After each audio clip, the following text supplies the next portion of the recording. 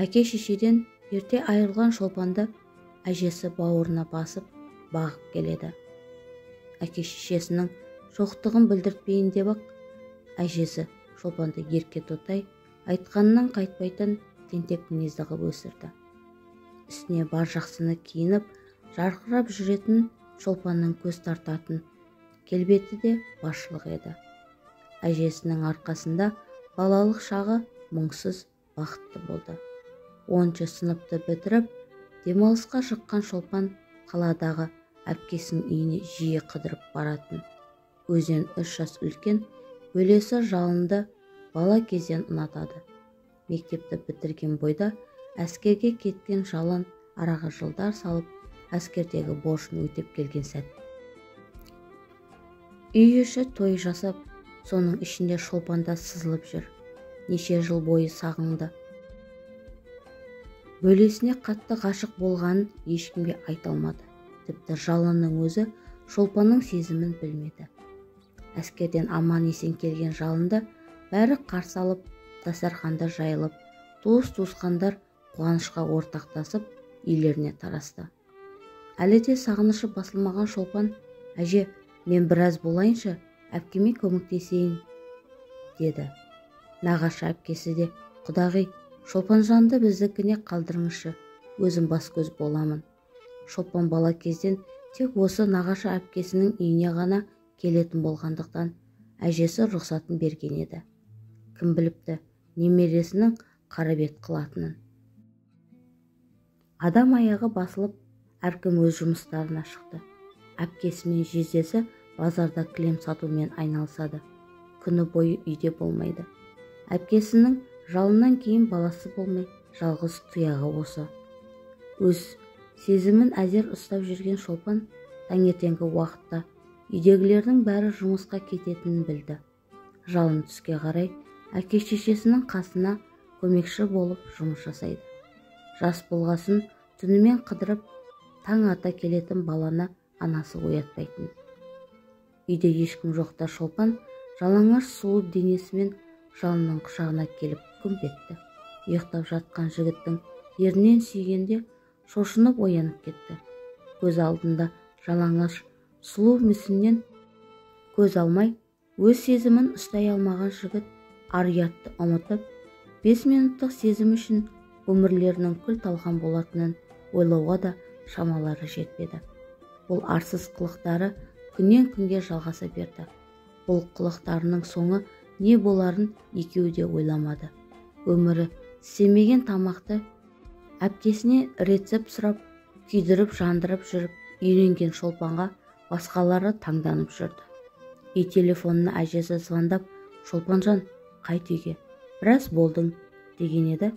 Тез арада сылтау тапқан немересі: «Әже, әлі де қала тұрайын, әпкем соңғы кезде ауырып жүр», деп жалған айта салды. Арада бір ай өтті. Бөлесіне бұл нәрсе қызық болмай, бәрінен жалыққандай. Маңына келген шолпанды жолатқысы келмей: «Кетші, мазамды алмай, ұйқымды бұздың», деп теріс бұрылып қарамай жатып алды.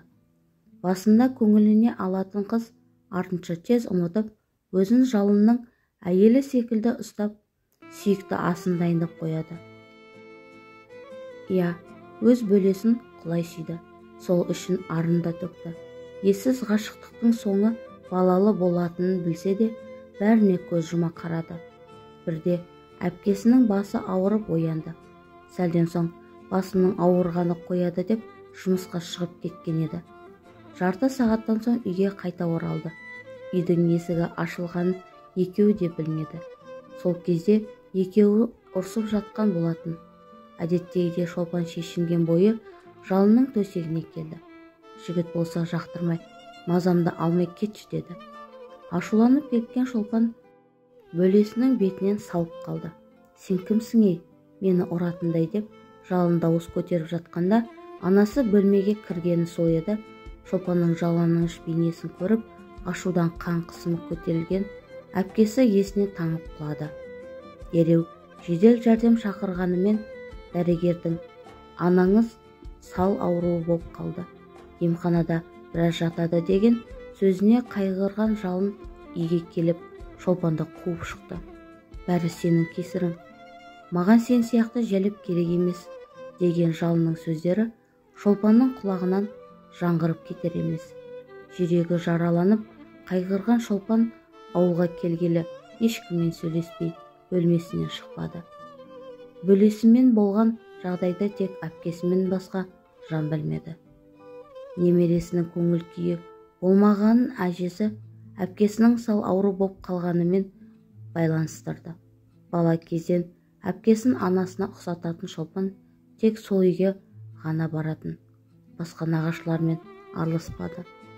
Мектептегі соңғы жылдары басталды. Тым көңілсіз, әрі ішкен тамағы асқазанын жиі ауыртады. Шолпан өзінің жүкті екенінен мүлдем бейхабар. Бар қайғысы жалынның қуып шыққаны. Есіне түскен сайын жындана жылап алады. Ұзын бойлы Шолпанның іші онша білінбеді. Кішкене толысқан сияқты боп жүрген. Балаға 5 ай болғанда угроза боп ауырды. Қатты қиналған немересін әжесі емханаға апарғанда есінен тана жаздады. Құлыным-ау, бұл қайткенің, енді не істеймін? Кәріліктің біраз жеріне келген әже жылай кетті. Шолпан болса, жалынан зорлық көрдім, ешкімге айта алмадым. Бұны білген әпкем ауырып қалды. Тағы жалған айтқан немересінің сөзіне сенген әже жалынды қарғай бастады. Шындықты білетін әпкесі сөйлей алмайтын, қолы мен аяғы да жансызданған еді. Шолпанның жүктілігі бүкіл ауыл ауданға дейін белгілі боп, мектеп оқудан шығарылды. Бөлесі жалынның үстінен іс қозғалып 7 жылға кете барды. Жалғыз ұлының түрмеге түскені қайбір ата-анаға оңай дерсіз. Ұлының шырылдап шындықты айтып ақталғанымен ешқандай дәлел жоқ. Бұл жағдайда шыдамаған ана ұлымен қоштаса да алмай келмес жаққа аттанғаны қандай өкінішті.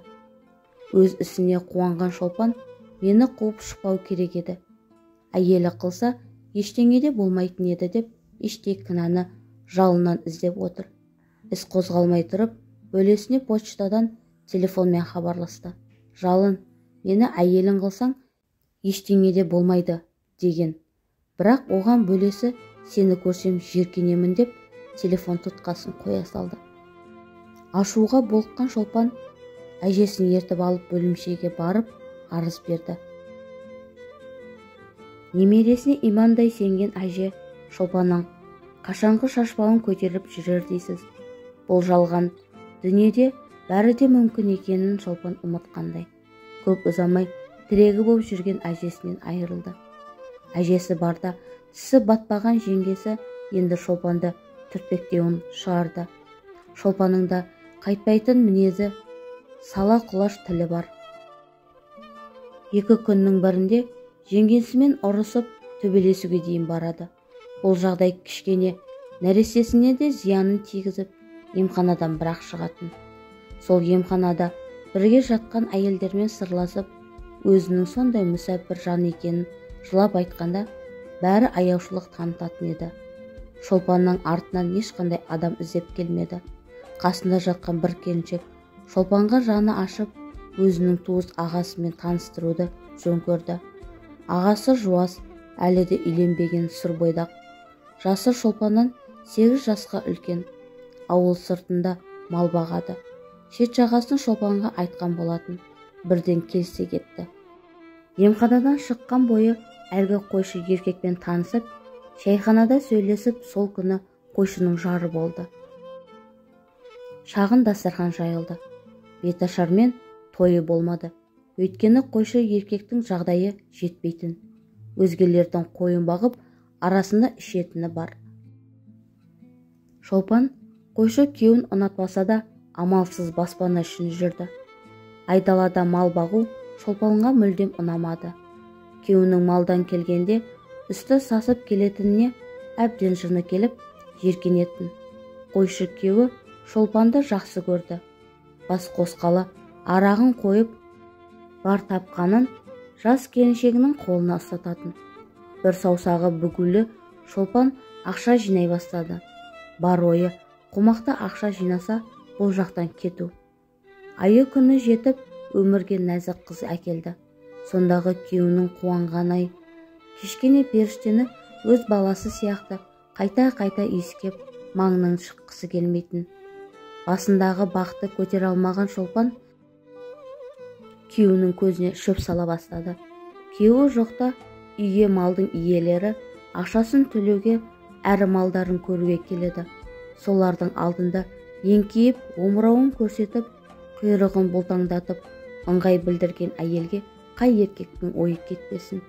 Әр еркектің көлік алып киерсің деп артық ақша бергеніне мәз болып Шолпанға сана кірмеді. Қалтасын қаражатқа толтырған Шолпан күйеуі жоқта қызын алып көңілдесінің көлігімен кетіп қалды. Қалада пәтер жалдап тұра бастады. Кейіннен ақшасы таусылып, жағдайы қиындай бастағанда бір еркектің үйіне кіріп алды. Ішімдікке құмар еркек ішкен күні Шолпанды соққыға жығатын. Көп тұрақтамай одан да кетіп тынды. Қызын сүйреліп жүріп Бесбайға тиді. Барған жерінде көретіні қиыншылық пен еркектің соққысы. Баға ашылмай қойды. Бейкүнә жандардың көз жасы. Шолпанның өмірін жақсартпасы анық. Арада 7 жыл сырғып өтті. Қызы мектеп табалдырығын аттады. Тағы да өмір сүруі қиындағанда өте салмақты ішімдік ішпейтін өзінен 10 жас үлкен кісіні тауып алды. Базарда күзететін жұмыс жасайды. Шолпанмен қызын асырауға шамасы келеді. Әрі тұрақты үйі бар. Бастапқыда бәрі жақсы болған еді. Ешқандай айқашу деген жоқ. Бір қалыпты өмір сүріп жатты.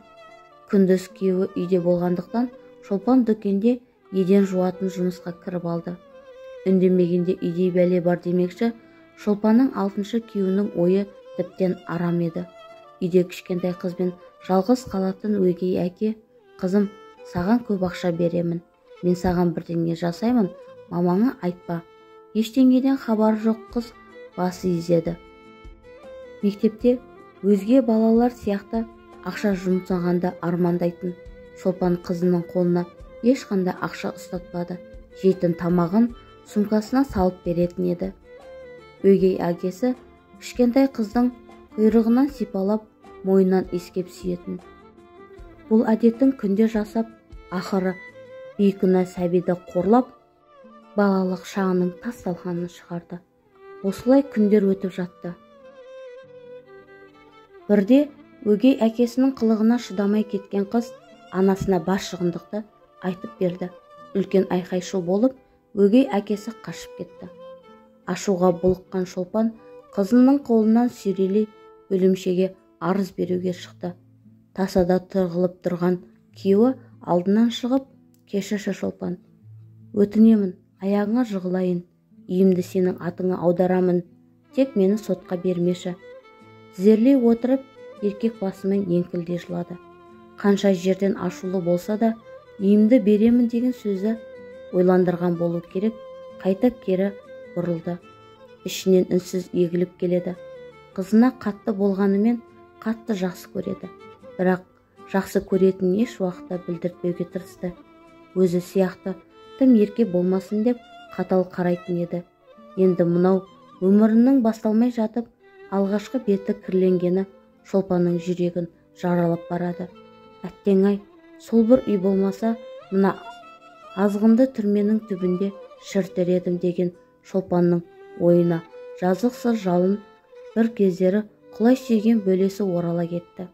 Өзінің кесірінен нағашы әпкесінің өлімі сансыз шешуі жоқ ойлар шырмап алды. Осы уақытқа дейінгі сүрген азапты өмірі Шолпанды тәубесіне келтіргенде ұзақ күрсініп әзер көзілді. Ертеңіне азғын күйеуі үйді Шолпанның атына аударып берді. Одан кейін қарасын көрсетпеді. Арада зулап 15 жыл өтіп кетті. Шолпанның қызы Анар техникалық колледж бітірді. Көбіне анасының қасында жұмыс істеп, колледжді әзер бітірді. Сабақ оқуға ерінетін, әрі оқыған нәрсені ұмытып қалады. Анасының қасында дүкенде жұмыс жасап жүріп, зат таситын Берікті ұнатты.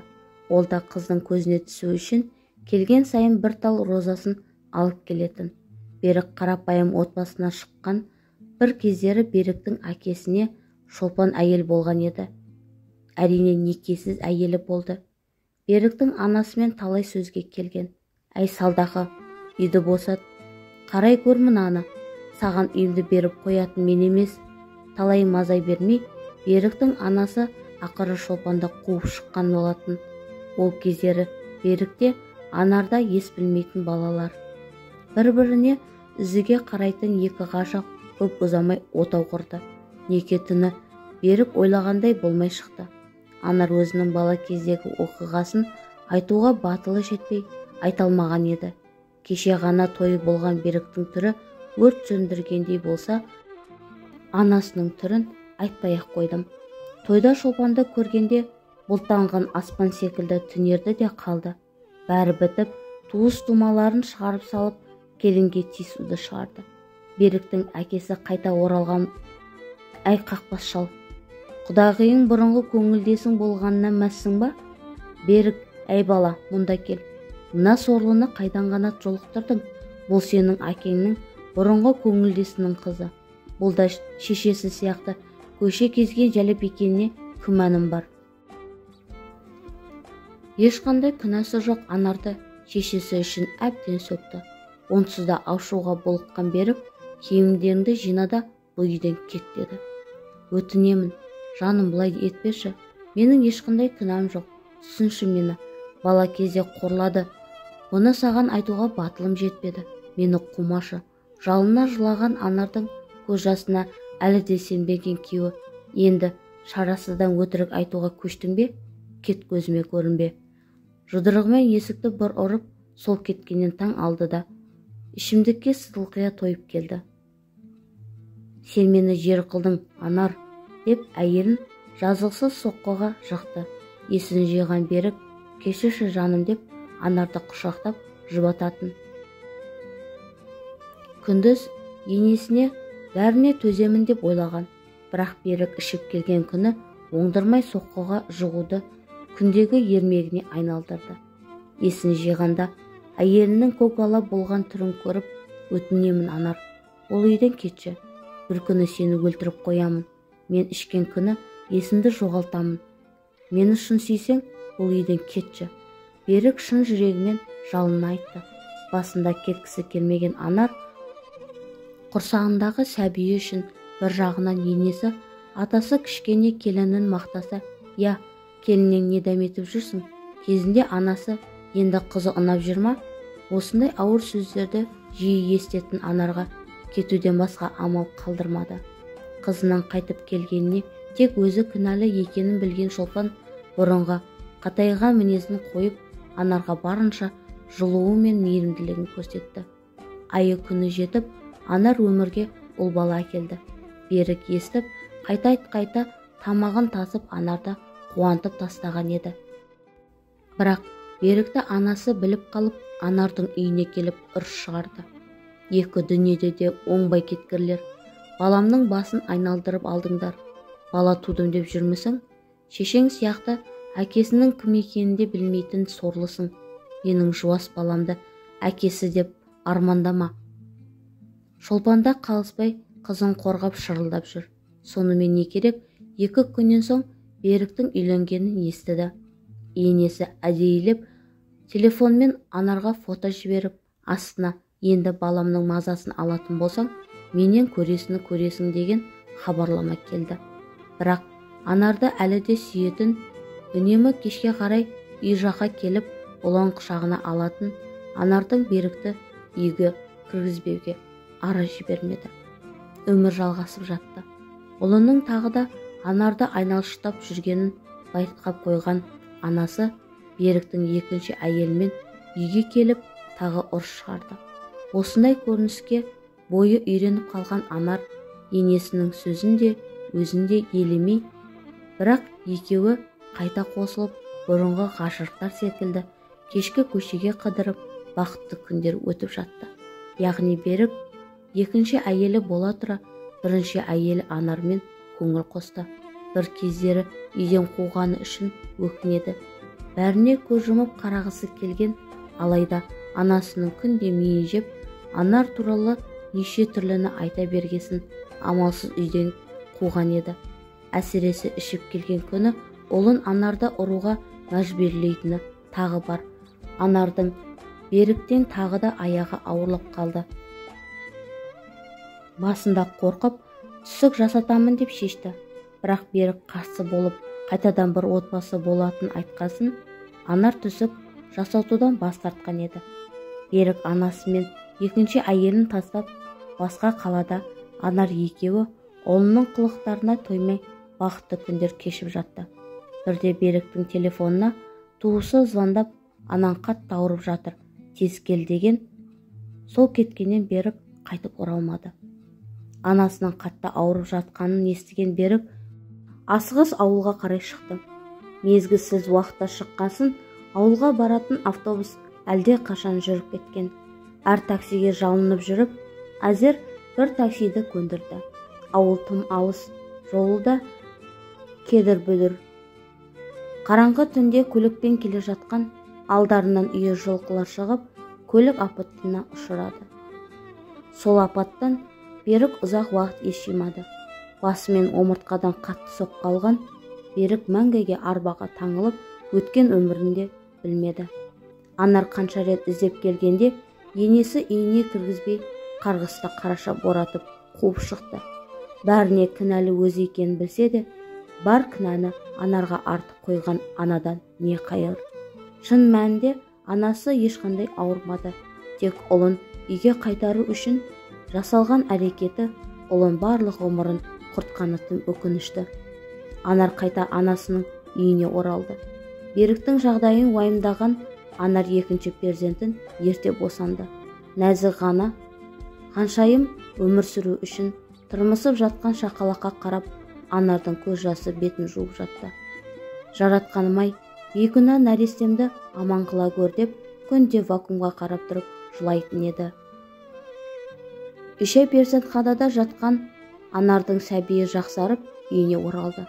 Ұлын құшағына басып, тағы да жылап алды. Бар уайымы балалары әкесіз өсіретіні. Екінші рет тұрмысқа шығуды мүлде ойламай, ендігі ғұмырын екі балапанына арнайтынын әлде қашан анасына айтқан. Сонда да қолын сұраушылар келуін тоқтатпады. Балалар өскен сайын қажылықтан қиындық көре бастады. Анар жалынып жүріп, анасынан әкесі жалын екенін біліп алды.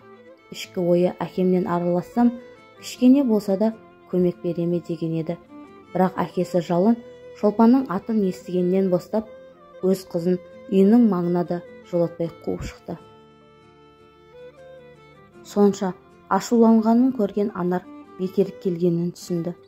Әкесі бір ауыз тілдесуге жарамай қуып шыққаны Анардың жанына батса да ештеңе істей алмады. Балаларын анасына амалсыз қалдырған Анар үлкен қалаға жұмыс істеуге келді. Ауылдан келген аңғал келіншек танысқан адамдарға ішіндегі бар сырын айтатын. Мейрамханада еден жуатын Анарға тойға келген бір әйел танысып сырласа кетті. Әдеттегідей, Анар әйелдер әжетханасын тазалап, керек жарақтарын реттеп жатқан болатын. Әлгі әйел мұңайған жүзімен қарап, сіздің балаларыңыз бар ма? Әдемі жассыз, неге мына жұмысты істеп жүрсіз деді. Екі балам үшін бәріне де бармын. Ақша табуым керек деген Анарға, менде ақша көп, бірақ балаларға зар болып жүрген жанмын. Мұңды жүзімен қарады.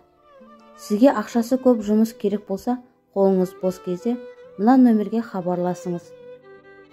Көзі жасаураған сияқты боп, лезде әжетханадан шығып кетті. Біраз күн ойланып жүрген Анар әлгі келіншекпен жолығуға бел буды. Шағын шайханада жолығып әңгімені күшті айтатын бейтаныс әйел Анардың жүрегінен жол тауып, суррогат ана атануға себепкер болды. Айына 100 000 теңге Анардың түсіне кірмеген ақша. Басында бәрі заңды болды. Десе де Анардың заң туралы анау айтқандай хабары жоқ. Өте үлкен 3 қабатты үйге жайғастырды. Жалғыз мен деп ойлаған Анар қателесті. Анардан бөлек тағы 2 әйел болды.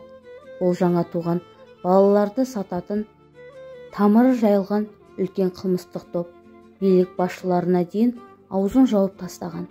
қылмыстық топқа ешкімнің әлі жетпейді.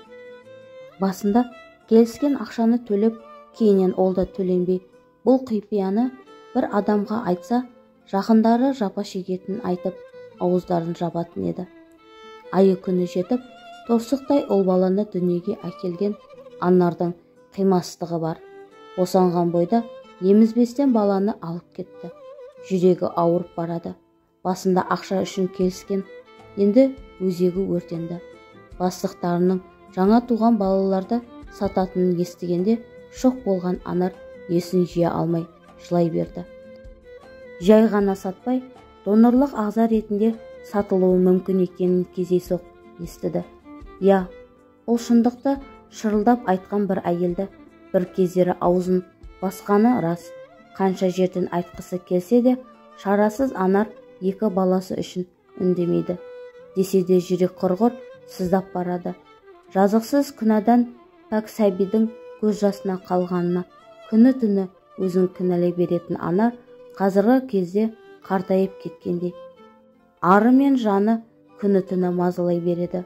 Әлгі әйел көз жасын көлдетіп, бір балаға зар болған айтқанда, жүрегі езіле әрі ақша үшін келіскен. Анар енді қанша өкінсе де кеш. Бұл сырын анасымен бөлісіп, екеуі ұзақ сырласты.